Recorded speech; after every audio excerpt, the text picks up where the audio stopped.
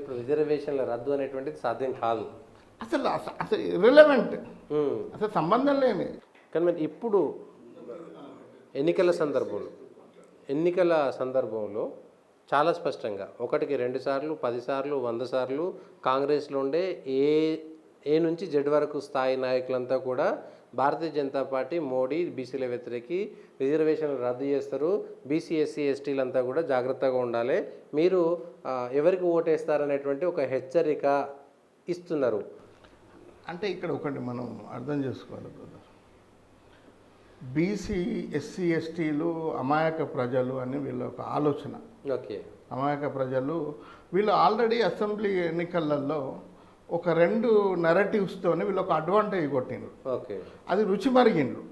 Right. ఆ రుచి మరిగి ఇప్పుడు కూడా అట్లాంటి నెరేటివ్సే బిల్డ్ చేసి రేపు అధికారంలోకి వద్దాము, రేవంత్ రెడ్డికి ఒక అధికార గండం ఏర్పడబోతున్నదేమో ఆయనకు. ఆయన ఏం చేసిందంటే తన ఇంటెలిజెన్స్ రిపోర్ట్ ద్వారా తెలుసుకున్నాడు, దాదాపు 4-5 వచ్చేటట్టు ఉన్నాయి అని భయపడి ఇది ఒక కొత్త స్ట్రాటజీ మొదలుపెట్టిండు. ఓకే, నేను మన ఎస్సీ ఎస్టీ ప్రజలను రిక్వెస్ట్ చేస్తున్నా, తెలుసుకోవాలని, ముఖ్యంగా మేధావులు అని తెలుసుకున్నాం. 104వ రాజ్యాంగ సవరణ చేసినాం.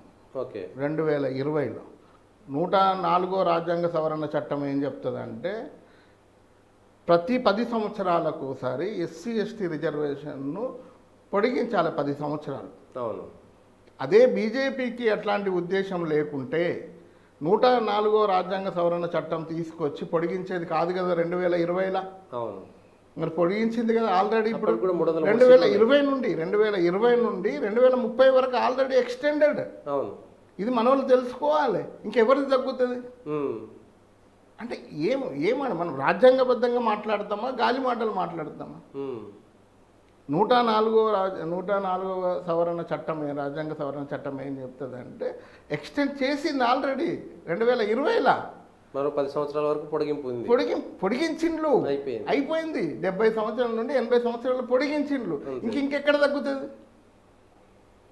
మరి ఎందుకు ఈ భయాన్ని ఎందుకు సృష్టిస్తున్నారు? అంటే ఇక వాళ్ళ భయం, వాళ్ళ కోసం అంతే.